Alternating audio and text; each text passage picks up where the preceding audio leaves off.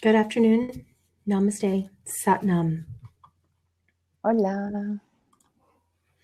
Thanks, Moni, for being here for me again. We have plenty of questions. Thank you so much for all of your questions. If more come up, please continue to add them in the Ask a Question section while I go to sleep. Good night.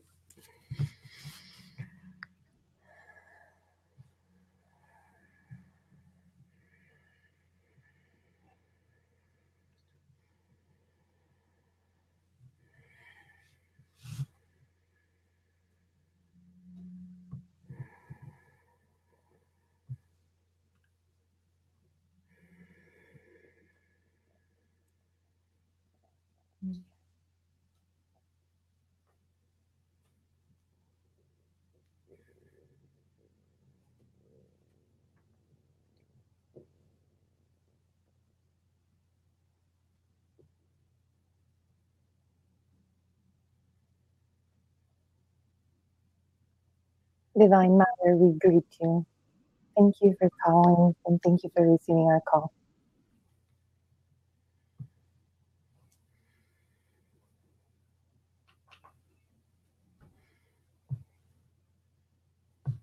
I have received your cries and your pleas, your prayers, your efforts, your advocations, your administrations,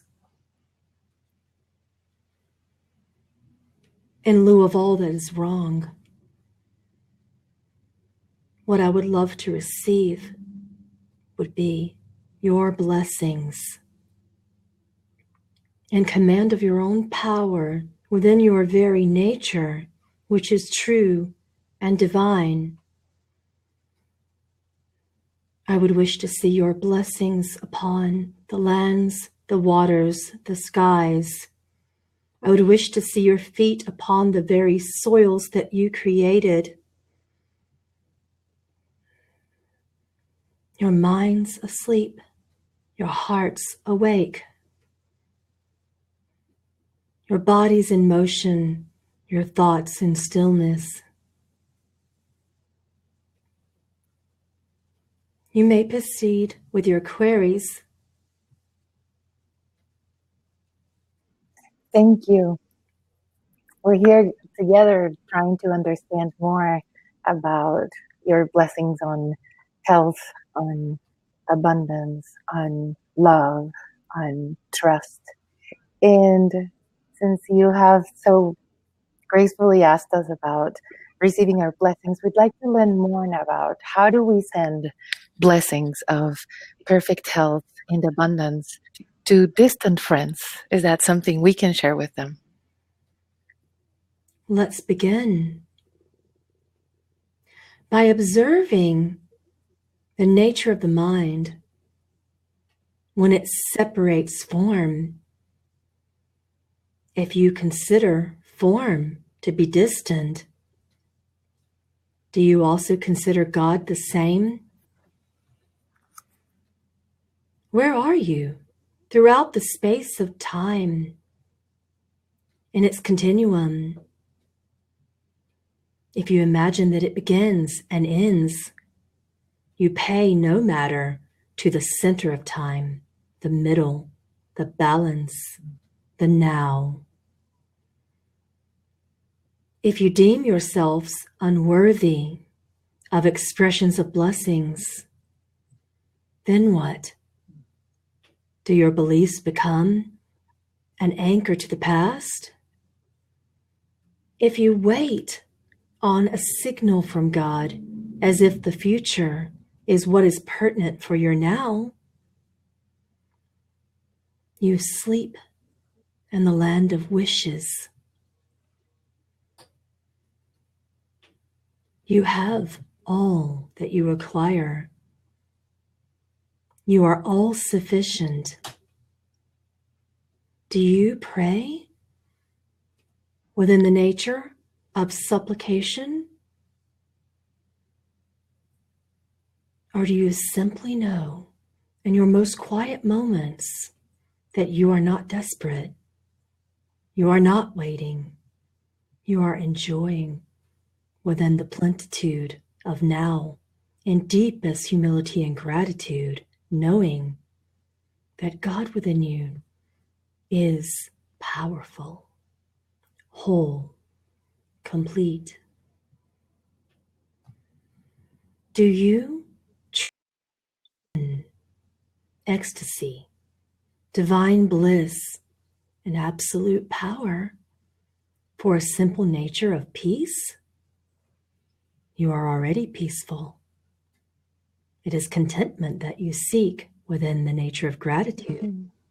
Peace is the foundation of all that God is. Do you sell yourself short by continuing to ask for that which you already are?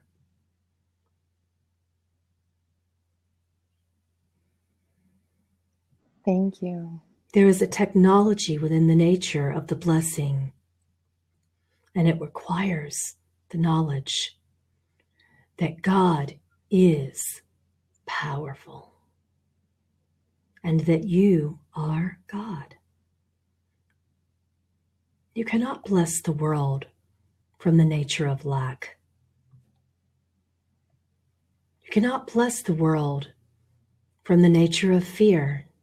You cannot bless the world from the nature of shame and unworthiness.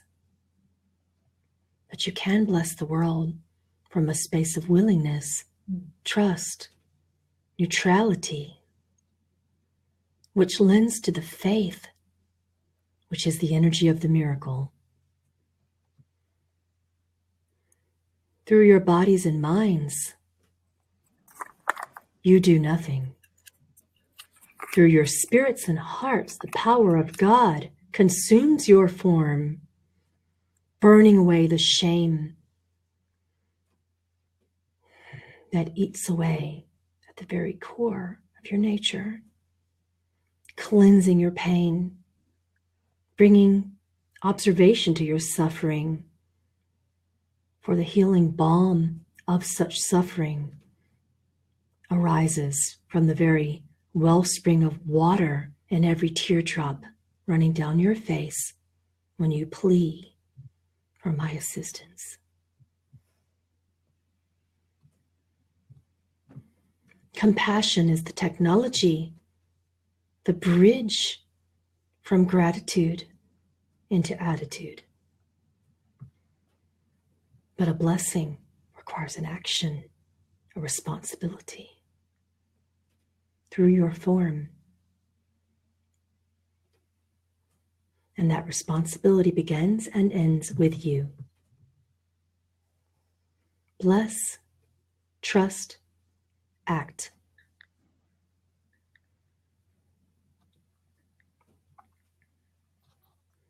Thank you.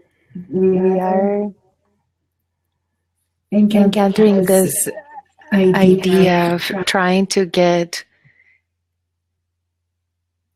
how to magnify our light for this healing. So we bless, we trust, we act in order to increase our lights. One of our members asked, what are our techniques? How do we become aware in our hearts of this blessing, this trust, this act, so we can magnify our light for healing? Trust is not an awareness. Otherwise, it would be like a ghost without form. You often state to me in your prayers, you cry to me in your supplication, and you claim that you require inspiration, motivation, energy, health, wealth, that everything should be there in order to do anything more of God's work. Is this truth?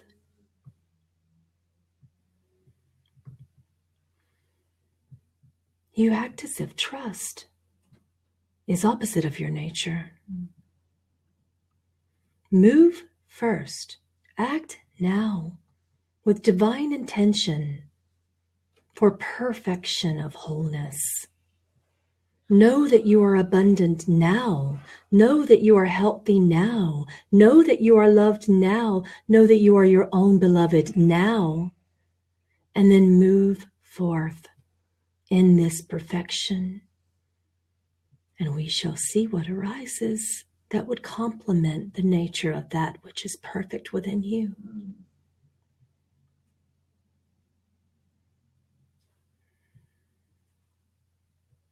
Thank you.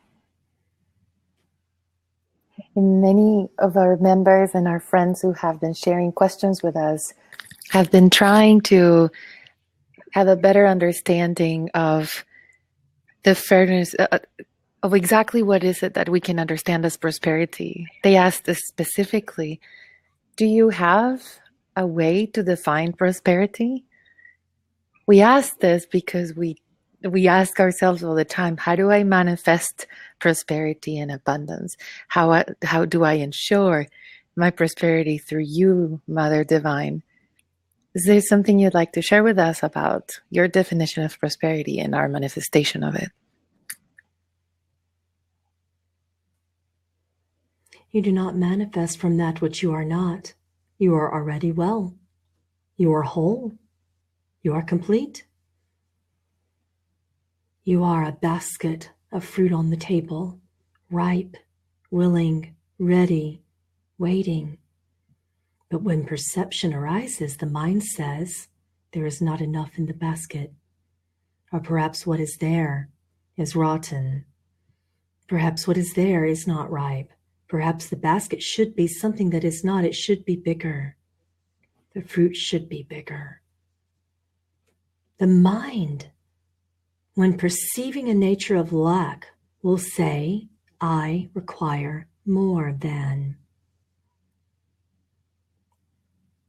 You are operating within the nature of small identity from the mind. And when this arises, it shall never be enough. Begin within the nature of gratitude for the breath of life within you. Hold gratitude that you can breathe. Hold gratitude that your bones, your muscles, and your sinew hold all of the weight within your form and that you move comfortably. Hold gratitude that Mother Earth has offered her horn of plenty from which you receive and your bellies are full. Hold gratitude when the sun shines her warmth upon your face and within the waters of the skies, pouring the cleansing power of Gaia onto your lands, fertilizing your soils so that more nurturing arises from them. Be grateful for the warmth and the comfort of your homes, that you have been provided with shelter from the storm. It is not abundance which you seek, except when your mind says something is lesser than, and then you begin to seek greater than.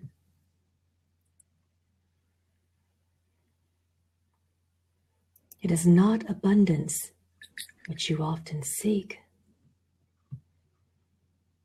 You are clamoring for trust, for courage, stepping into uncertainty. Of course, if you step off of the edge of the world into the cosmos, you must know that the gods will hold your form. But what if you do not? Shall you step regardless? Shall you trust anyway? Or would you become stagnant by creation from the nature of belief? Divine creation does not arise within the nature of negative, fearful beliefs. Abundance does not arise within the nature of lack beliefs. This is your mind. Your mind is not an effective temple for God's work. When you still the mind, the prisoner within, the tiny spirit of you that seeks to be bigger, to be reminded that she is expanded and operates within large God identity, this being will remember her power And she will push the bars of the mind's prison aside with all of her might. Within the force of all of the cosmos, she will leap from the body and eventually with the body, as God in form, creating with full faith, creating from gratitude, from compassion, from joy, knowing not where her feet shall land. Then the gods will create the steps into the heaven that surrounds her, that her mind covered the dark curtain of disbelief.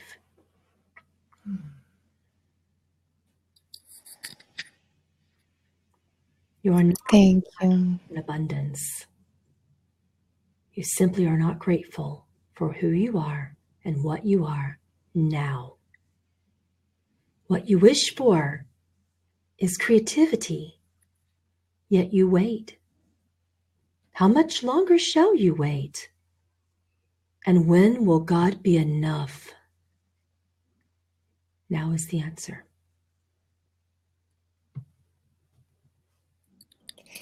And as we achieve this stage of trust, at times we feel uncomfortable with being prosperous. And is it really okay for me to feel this way?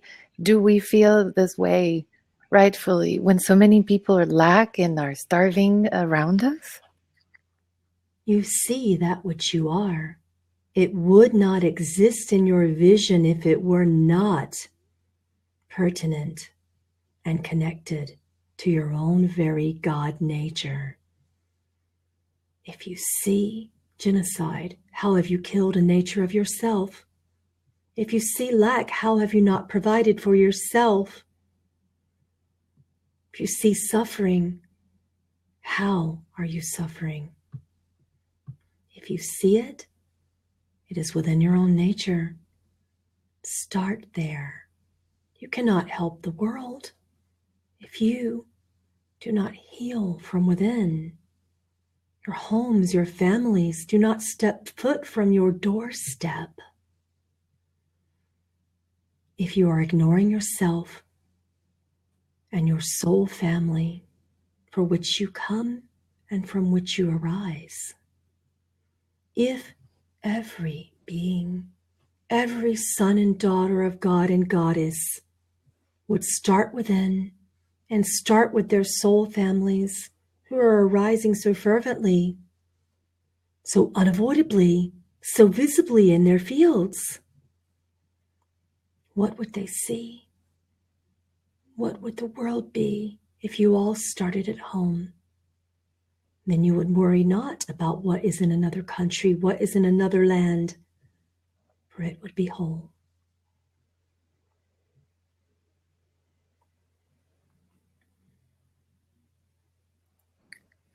Thank you. One of our members, along these lines of thought, one of our members was posing a question, and many of our friends felt very called to get more information. They ask for your blessings and advice, since these are beautiful souls that are doing sacred commerce and have decided that to remove specific price tags from the products that they advertise to the community. And so with the feeling that they would like for people who want that help to have access to it.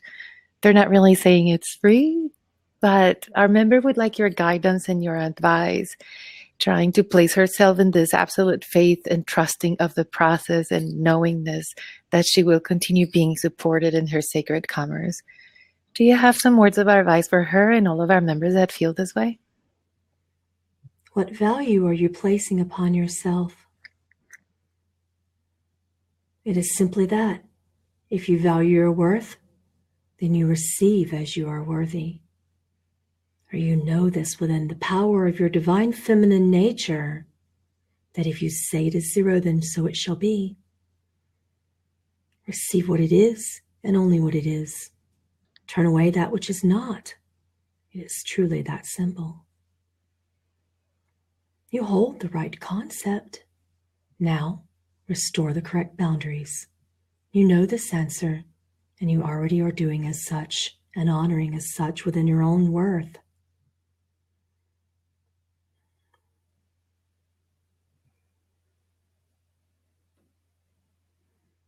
Thank you.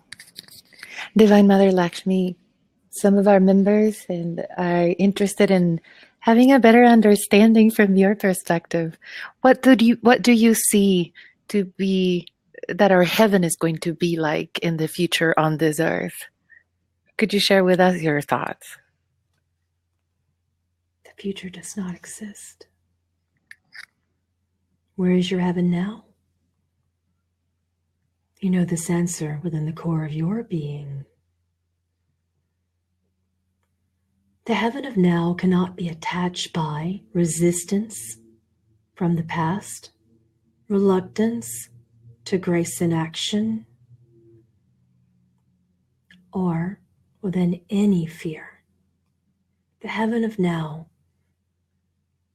arises within trust, faith, diligence, commitment, discipline, and fervent action.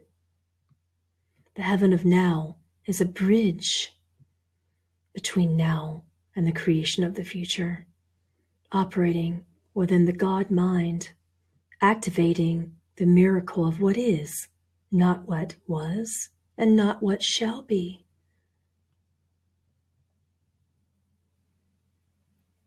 There are many versions of heaven, many dreams, many beautiful creations.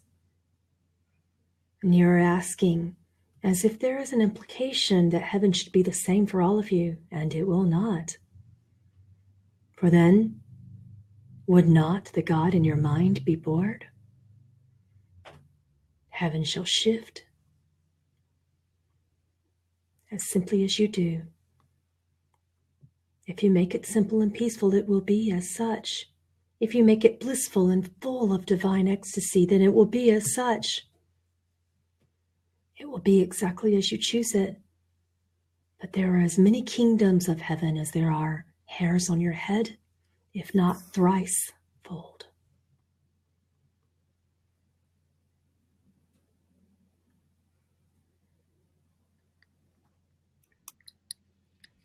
Thank you, Mother. One question that our community brings up time and time again, perhaps you have some clarity for us. How will I know my purpose? Everyone asks. Do you have some words for us? Your purpose is not your action, although you may align to it as such with diligent action,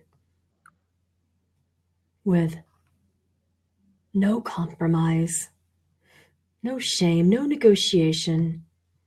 Purpose is your passion, your ability to move forward, complementing God, seeing love in all, being the ultimate complement, as light is to dark, as sun is to moon, as water is to earth.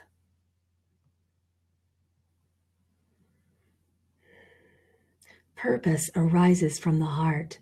You are here for the mastery of emotions, and your heart is the compass. If you close the lid to your compass, you cannot see the direction of your purpose in action. If you stop feeling, you've just closed the compass. Your purpose is your feeling, and that is all that you are here to do. For you are human beings, not human doings.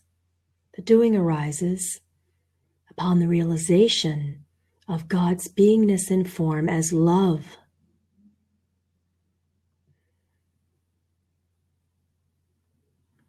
Action is simply complementary. It arises with or without motivation, with or without inspiration, with or without faith. It will arise. and you cannot avoid it. The mind is the only distraction to purpose.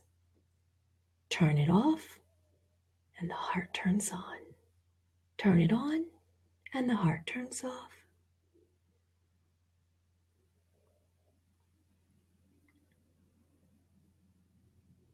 Thank you.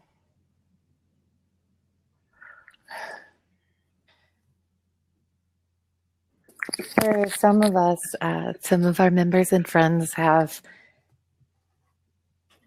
looked at our lives and through this purpose with blissful demeanors. Sometimes we encounter these blockages and obstacles, and many of us are capable of go through it, and many of us have a lot more difficulty wading through these crises. And so we ask, would you please share with us, how can we best move through our existential crises? Are you putting forth much weight into the nature of form within crises? Crises do not exist. A mind judgment and a misperception does, however, exist. Release that belief and breathe. Still the mind. Turn the kaleidoscope one notch differently and love arises. It is as simple as a change in the way that you view your life.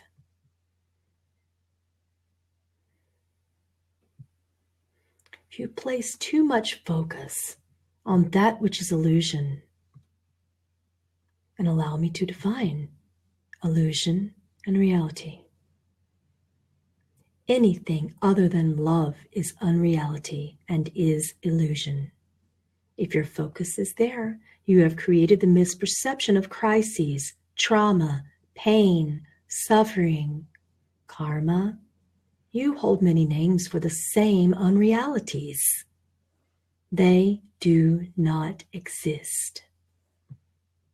Turn the kaleidoscope 1 degree further and perceive the nature of truth, of reality, of that which is love.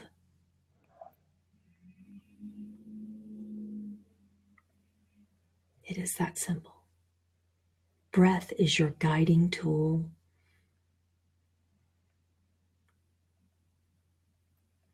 Yet what do? The moment you feel in your hearts any nature of judgment towards a potential crisis, you hold your breath. You cease your feeling. You shut down your hearts. And then you cry for God, wanting the door open to God's temple while holding it shut with all of your might and clinging to the knob, pulling the door tightly.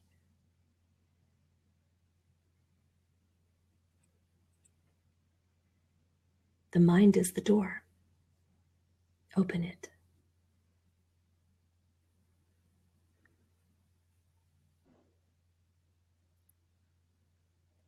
Thank you. As we try to move forward then in learning all of these beautiful thoughts with our own hearts, at times we seem to be flying with our minds and our hearts, but our bodies can't quite catch up. And we'd like to learn, for instance, a little bit more about what you expressed on the breath and in our ability to become more aligned with our bodies, for both our hearts, our bodies. How do we become more aligned with them? Stop thinking, start breathing. It only takes a few moments. The breath is your greatest tool. When it becomes your point of focus, and fear is not what you're looking towards, then all external judgments cease and all internal truths are eliminated. You do not need to know what you are doing, what you have done, and what you will do. You simply need to breathe. You simply need to be still in your bodies. The breath will guide the body. The body will clear the mind. And then the heart will be illuminated, and a realization of the God and Goddess that you always have been will arise.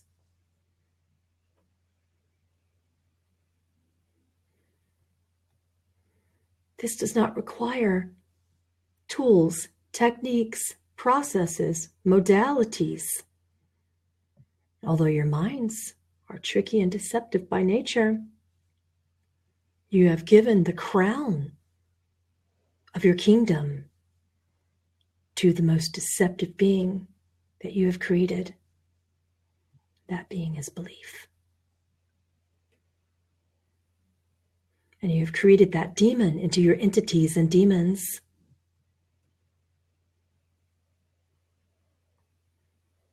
You have created that essence into what you call blocks, pitfalls, traumas, crises. Those beings do not exist.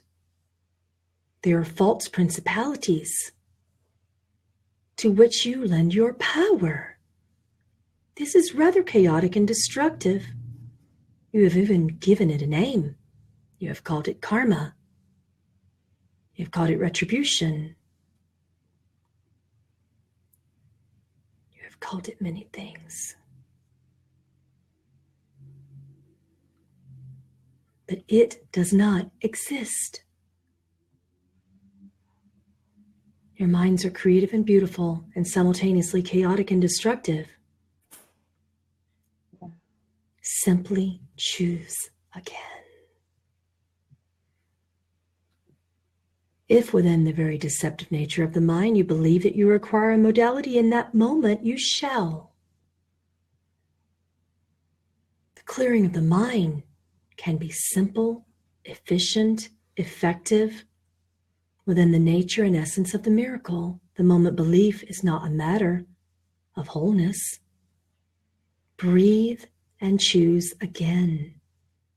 The breath will guide the body, which will guide the mind into complete reconciliation of these illusions. And areas of your brain that you have closed to God will open, and you will expand beyond what you believe would be your greatest potential, for you are operating in your minds, which only expand within the limits of small identity. You hold no reference point to what God is, and you shall not, as long as you continue to attach meaning and judgment to your perceptions. Stop asking why. Stop asking where. Stop asking what. Start asking who. And breathe. The rest is simple.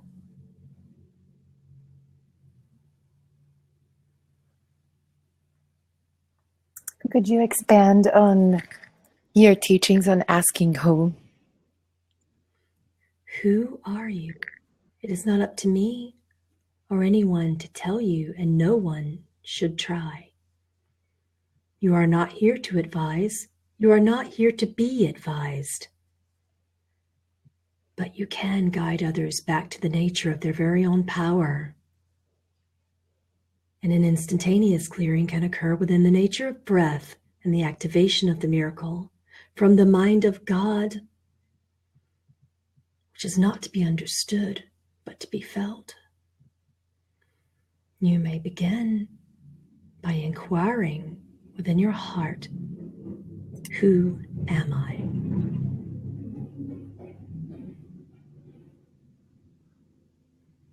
Not what am I, not why am I. You do not need to know the answer.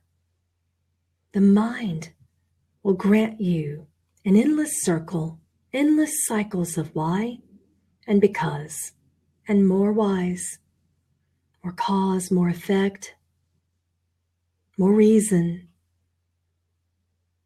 more insanity.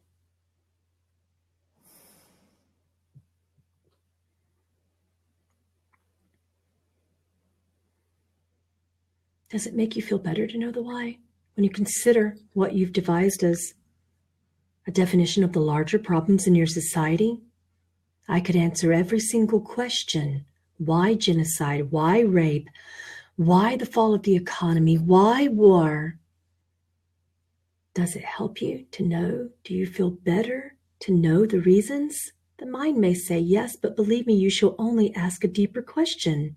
And more questions will arise until you are doing nothing but asking why, as if you are victims. Knowing from the mind can never be a substitute from the power of God's heart. You will never find peace by knowing. You will find peace and joy and ecstasy in the great unknown. And when you feel God, you will never question again. For you will be too busy falling to your knees in gratitude and bliss. You will be too busy bowing to the miracles that arise around you. You will be too busy crying with joy and weeping with compassion. You will be too busy honoring God's work as opposed to asking what to do next, why you should do it, and what will occur in a future that does not yet exist. The entire system under your feet is corrupt when it comes to the nature of the mind. Do not attempt to wrap a mind around it.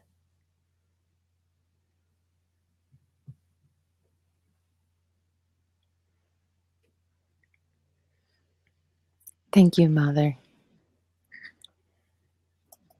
As we move forward through these days and with the teachings that you offer, we'd like to think that we are these little students that are catching on all of these beautiful, beautiful pearls of wisdom of the heart. Yet many of us have to go out and deal with banks, jobs, debts. Many of our members asks, what is the best way to reconcile all of this? What is the best way to always be in the heart, asking us, who am I? And always be in the heart, receiving what's here today, trusting the process. Yet I still have to go to the bank teller to make a check. How do we bring reconcile for that? There is nothing to be reconciled. Bring the heart of God to the lands. Bring the compassion of God to all structures, even if you deem them insane, for they need it most. The love of God shall be illuminated in all lands, all structures, all beliefs, all conditioning, until it is unconditioned. When you begin to separate God in this manner, with a judgment from a small identity that says, this is not God, then have you lost sight of what is? Do you believe that God is not in everything, anything, all things, and beyond the word thing?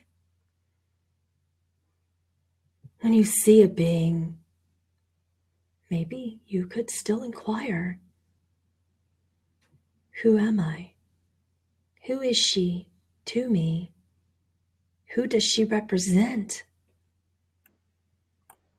Not why, who. All beings are your family. You would not see them in your presence if they were not. They are reflections of you. All levels, both hidden and those of which you are aware in plain vision. Seek more deeply, and the answers from the deepest, most hidden, most shamed parts of yourself shall arise and be forgiven. And with love and compassion, you will reach out into all structures,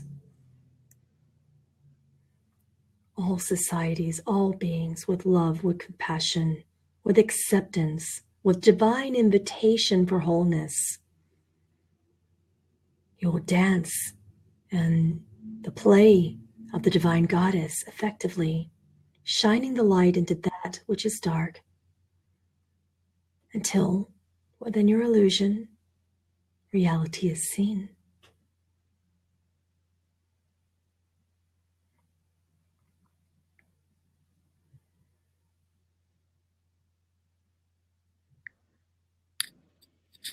Thank you, Divine Mother Lakshmi. Dear ones, we do not speak in riddles and rhymes. We are offering clear direction. See love in all beings until you only see love. Be love for and towards and as all beings until you only witness love. And your dreams will be heaven instead of the hell that it is now. We hope that our answers are clear enough. Your mind will seek to bend this answer and contort it into disarray and chaos, as if you need a blueprint for God's love. Be love. Do you need a blueprint for it? Simply be love.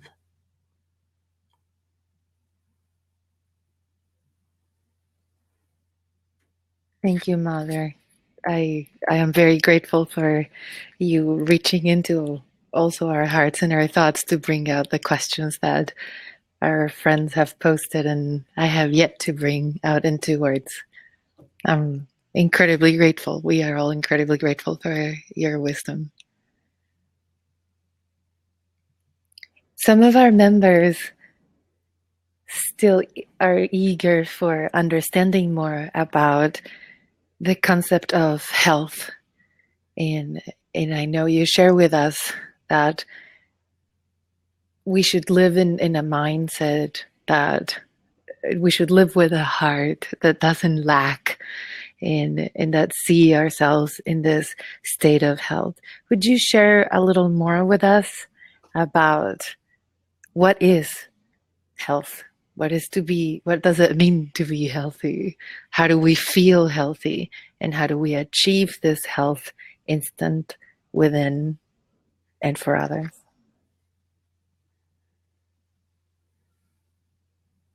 When you love within the whole perfection of God and Goddess, the divine temple that surrounds you in form, health will arise naturally. When you do not love from the mind of God and Goddess, which is whole and perfect, the divine form, then health becomes something that you would perceive as lack. The bodies are perfect. You have created them as such. Treat them as if they are the holy temples of God and Goddess that arise because of your creation. Treat them with respect, honor, dignity. For when you do not, the body will attempt to garner your attention. By its very design, from the nervous system, you will feel pain. Do you seem surprised that there would be pain if you place your hand upon the stove? Would you lift your other hand and hold the hand that is upon the stove with the pain? No, you would not. When the body says stop, stop. When the body says rest, rest. When the body says love me, love you. When the body says breathe, breathe. When the body says I'm thirsty, drink. Drink pure, clean waters. Eat pure, clean, raw, whole foods. It is quite simple.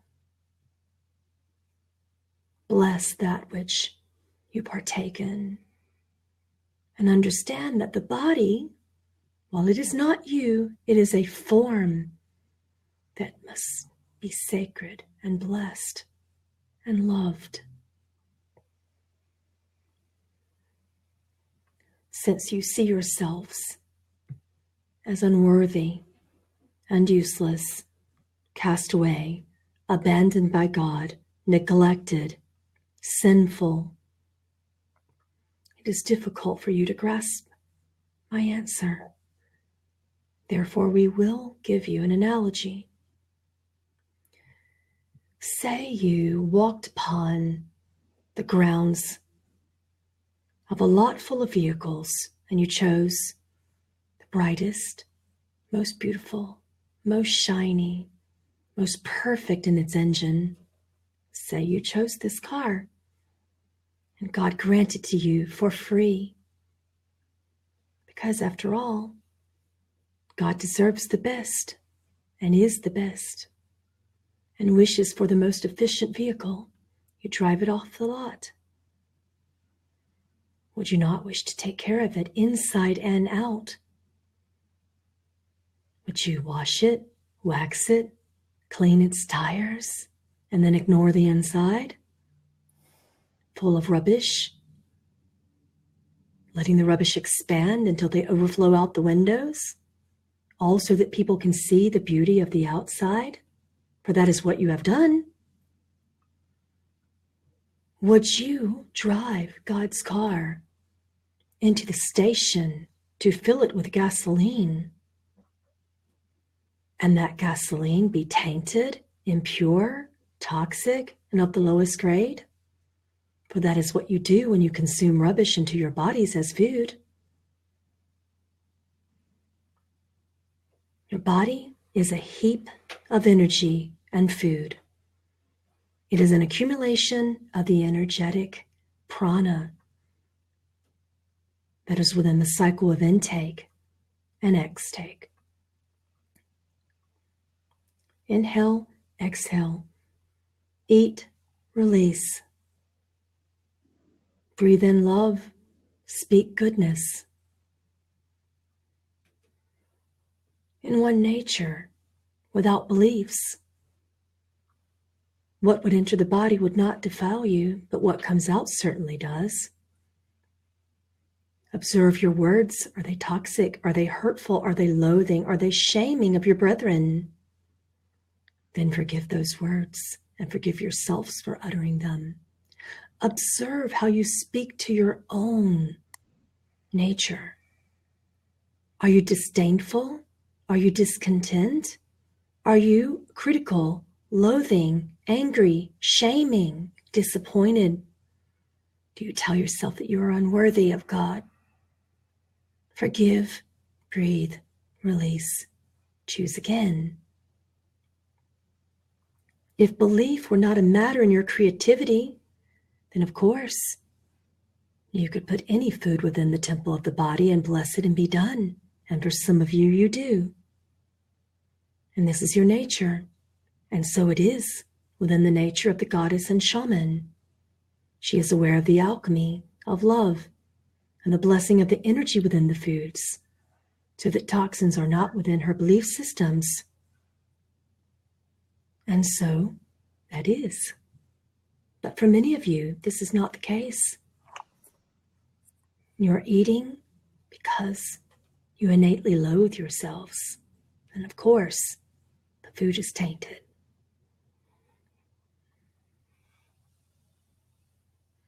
Be that which you are. Speak only that which is love. Receive the words only that are love. Do not receive unloving words from your brothers and sisters. Forgive them, but do not take them within the personal temple of God, and God is inside of your delicate, innocent, pure nature. Would you allow a baby, a small child, to receive such loathsome words into her essence? You would protect her with all of her might, for she is a child. You are God and Goddess's children. Protect yourselves from beyond the deep walls of the mighty fortress of my divine feminine shield. Treat yourselves with equal respect and protection as you would a child.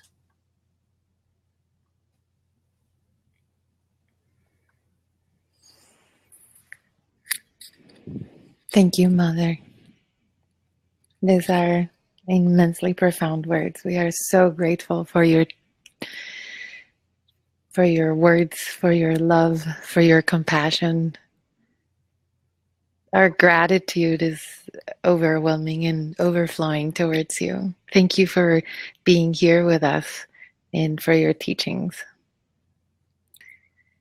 As we prepare to say goodbye, I usually like to feel this question. Do you have one last snippet, one last message that you'd like to share with us as your parting word today? Be the love that you are. Breathe life into all of the beings of God and Goddess. Respect Earth.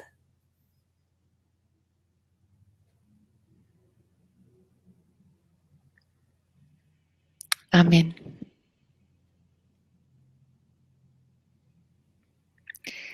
We thank you for your presence and we receive every bit of your love in our hearts. We send our love back. We'd like to kindly ask you to please awaken the channel. Be with our love.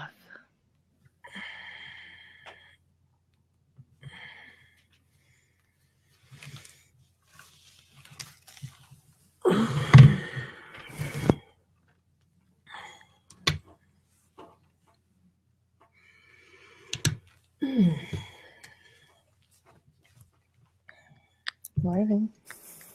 Hi, that was a good nap. How are you doing? Glowing. Thank you. Very well.